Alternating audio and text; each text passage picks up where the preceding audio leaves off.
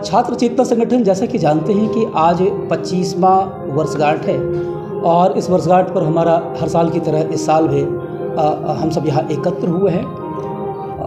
हम लगातार पूरे साल समाज के बीच, युवाओं के बीच इस बात को लेकर काम करते हैं कि छात्रों और युवाओं की जो रचनात्मक शक्ति है वो राष्ट्र के विकास में महत्वपूर्ण भूमिका निभाती है। छात्रों की शक्ति है जिससे कि राष्ट्र की शक्ति है, और इस शक्ति में जब हम सकारात्मक निर्माण की भावनाएं पैदा करेंगे, सामाजिक सहभागिता को लेकर इनके अंदर हम जागरूकता पैदा करेंगे और उसको दिशा देंगे, तो इस तरह से हम एक मजबूत राष्ट्र का निर्माण कर सकते हैं। इसी उद्देश्य से हम लोगों ने ये वार्षिक कार्यक्रम का आयोजन किया है। इसमें विभिन्न राज्यों से हमारे प्रतिनिधि आए हुए हैं और इसमें भाग ले रहे हैं। और आप जानते हैं कि छात्र चेतना संगठन गैर राजनीतिक संगठन है। पूरे देश के अंदर 32 ऐसे छात्र संगठन हैं जिनमें से 2-1 संगठन ही ऐसे हैं जिनका किसी राजनीतिक पार्टी से कोई लेना देना नहीं है। उसी प्रकार से हमारे कोई किसी राजनीतिक पार्टी से लेना देना नहीं है, हमारी कोई राजनीतिक विचारधारा नहीं। हम राष्ट्रीय एकता, राष्ट्रीय अखंडता और राष्ट्रीय संप्रभुता, राष्ट्रीय विकास के लिए हम काम करते हैं और छात्रों को इस दिशा में हम आगे ले जाते हैं। आज इस स्थापना दिवस पर खास एजेंडा है शिक्षा के क्षेत्र में उन्नति और छात्र और छात्राओं के अंदर जो छिपी हुई प्रतिभा है उसको उजागर करना और छात्र और छात्राओं के बीच में चेतना जगाना, राष्ट्र के प्रति प्रेम और इसके साथ अपने आप और अपने परिवार और समाज के प्रति उत्तरदायित्व कैसे निभाएं, इस पर हम लोग चर्चा कर रहे हैं।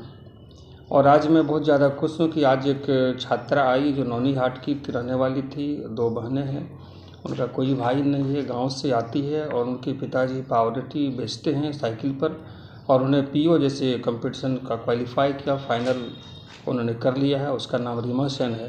तो मैं समझता हूँ छात्र चेतना संगठन ने जो काम शुरू किया था आज 25वें वर्ष में, उसका फल दिखाई पड़ रहा है और आने वाले समय में और इस तरह के बहुत सारे होंगे, मुझे ऐसी उम्मीद है। भारत का हम विकास का जो रूपरेखा तय करते हैं वह भारतीयता के आधार पर अगर नहीं करते हैं तो मुझे नहीं लगता है कि भारत का विकास संभव है। और 25वां स्थापना दिवस छात्र चेतना संगठन जो मना रही है वह भारत की पुरातन संस्कृति के संरक्षण और भारत के पुनर्निर्माण के संकल्प के साथ हम आगे बढ़ने की हमारी योजना है। तो जब तक हमारे यहाँ मैकाले की शिक्षा पद्धति समाप्त नहीं हो जाएगी तब तक हम आगे नहीं बढ़ पाएंगे। नई शिक्षा नीति आई है, लेकिन बहुत ज़्यादा नई शिक्षा नीति में जिस प्रकार से आमूलचूल परिवर्तन होना चाहिए था, अगर हम चाहेंगे कि आज के दिन में इंग्लैंड में अगर हम वहाँ की जो कृषि व्यवस्था है उस कृषि व्यवस्था को अगर हम भारत में लागू करना चाहेंगे तो ये संभव नहीं है। तो आज बहुत सारी ऐसी खामियां हैं हमारे देश में जिसको कि हमको दूर करने की आवश्यकता है, और इस खामियों को एकमात्र मेरे पास अगर कोई हथियार है तो वह शिक्षा है। आज जितनी भी, चाहे वह धार्मिक उन्माद हो, धार्मिक कट्टरता हो, लैंगिक असमानता हो, जो भी आज हमारे यहाँ कुरीतियाँ हैं, दुष्परिणाम उभर के सामने आ रहे हैं समाज में, इसके पीछे का अगर एकमात्र कोई कारण है तो वह अशिक्षा है।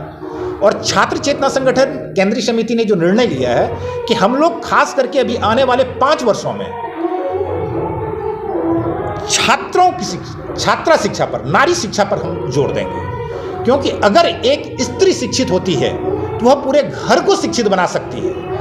इस नीति पर हम काम करने जा रहे हैं और अभी हम लोग 40 ऐसे स्टूडेंट्स हैं जो कि बहुत गरीब परिवार से हैं, उनको हम लोग सभी तरह से पढ़ाने में आगे कर रहे हैं। हमारी संख्या आने वाले 5 वर्ष में इसकी संख्या हम 1000 ले जाने जा रहे हैं।